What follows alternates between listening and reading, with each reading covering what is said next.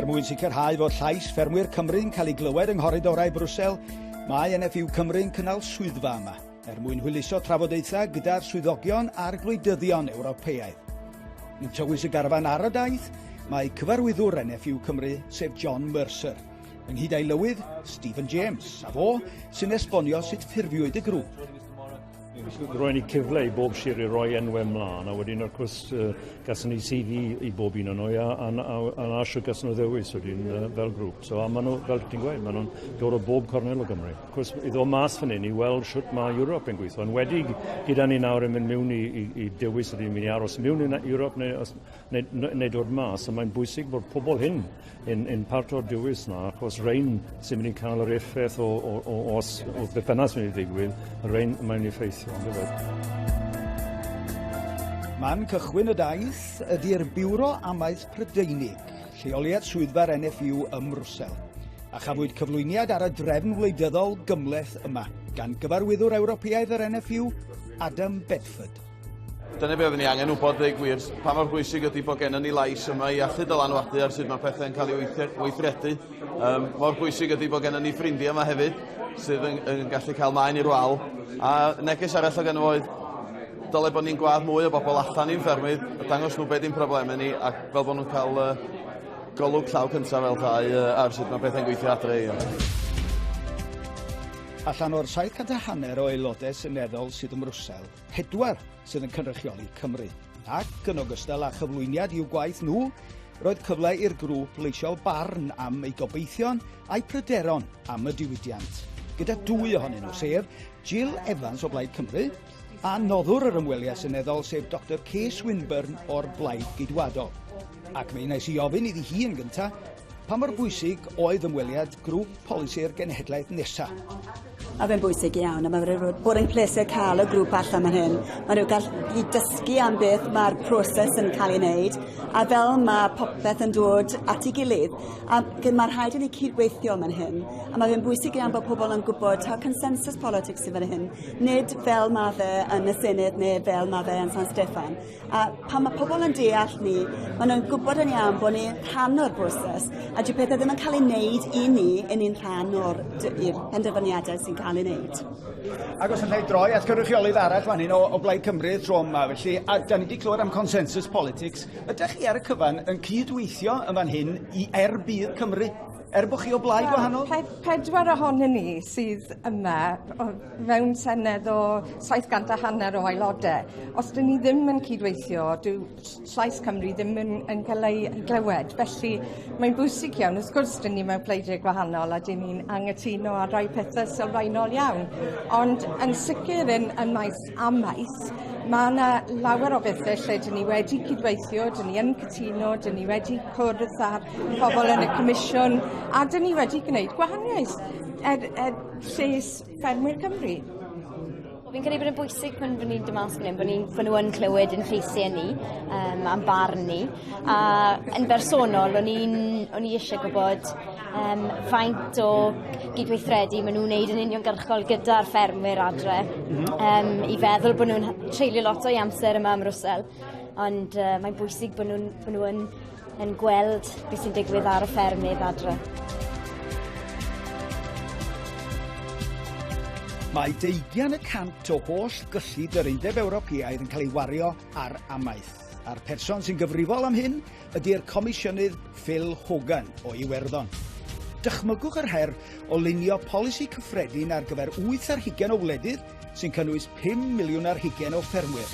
A dyma be oedd gynno fo i ddweud wrtho ni. Well, as Commissioner for Agriculture, I can assure the Welsh farmers and indeed the Welsh Government that we have a strong common agricultural policy. And as far as I'm concerned, that's the way it's going to remain.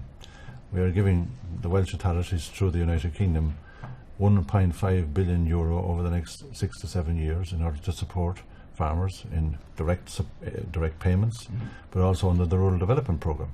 So we are giving considerable support, and we have the money there through the multi-financial framework until 2020. And I don't hear any voices in this building to suggest that we're going to change our budget. That's good to hear. The other point on the CAP is that simplification is the rhetoric, but complication is our experience on our fields back home. Can we genuinely expect a reduction in red tape in the future? Well, obviously, you should remember that I made a major announcement on a number of occasions this year in relation to simplification. It's my priority project. I have given clarity in relation to greening earlier this year, which helped farmers. And yesterday at the Agricultural Council meeting, I was suggesting, number one, that 200 regulations in the Common Market Organisation are being reduced to 40. So that will simplify matters a lot for food companies and for member states. I'm also made a number of announcements in relation to simplification and how it will help the farmer. There will be a pre-clearance check for all applications. In other words, when a farmer makes an application for direct payments to the Welsh authorities in the future, it will be checked by the Welsh authorities to make sure it's correct. And there will be a 35-day cooling off period without penalty to the farmer in the event that some mistake is found. And this will eliminate the climate of fear for farmers in respect of drawing payments under the Common Agricultural Policy. I'm also saying that there should be one inspection for all of the programmes, not 4 or 5 that we have at the moment. And I'm reducing the on-the-spot checks from 5% of samples to 1% of samples over a period of 3 years.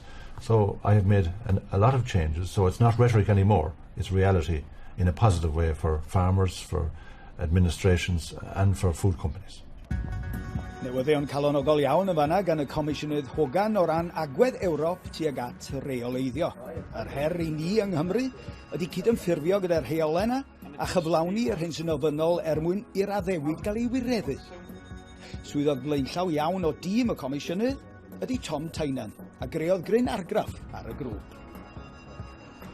Dwi wedi bod yn ffodus iawn, da ni wedi cael llais arbennig yma. Mae'r Tom Tynan newydd fod efo ni rwan, a mae o wedi rhoi gwrandawiad arbennig i'r ifanc, cael cymoliaeth ac yn teimlo i fod o'n gwrando. Ac dwi wedi teimlo llawer mwy o hyder ar ôl gwrando yn efo siarad, oedd o'n rhoi pwyntiau drosodd yn arbennig ac oedd o'n dall i waith yn bendant, a maen nhw yma i ddiogelu amaeth. Dwi'n hyderus iawn ar ôl gwrando yn nhw siarad, a mae'n bwysig bod ni fel ffermwyr o'r llawr yn dod â negeseuon iddyn nhw.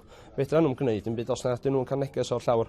A dyna be di bwriad cael criw o ffermwyr brwdfrydig, ffermwyr ifanc brwdfrydig sy'n eisiau mynd yn ei blaen yn byd amaeth, yma i roed y neges drosodd i Comisiynydd. Ac da chi wedi sôn am chi yn trosglwyddo neges iddyn nhw. Be fydd y neges bennaf fyddwch chi'n mynd adra i ffermwyr Cymru felly? Hynny yw, ydych chi yn gobeithio fyddwch chi'n dylanwadu ar y ffordd ma'n nhw meddwl am Ewrop, falle am aros mewn yn Ewrop enghraifft? Ie, mae fyny pawb feddwl ei hun o Ewrop yn dydi. Penderfyniad y ffarmwr ydy sydd mae'n eisiau meddwl am Ewrop, ond fydda i'n gwybod sut dwi'n meddwl am Ewrop ar ôl bod yma.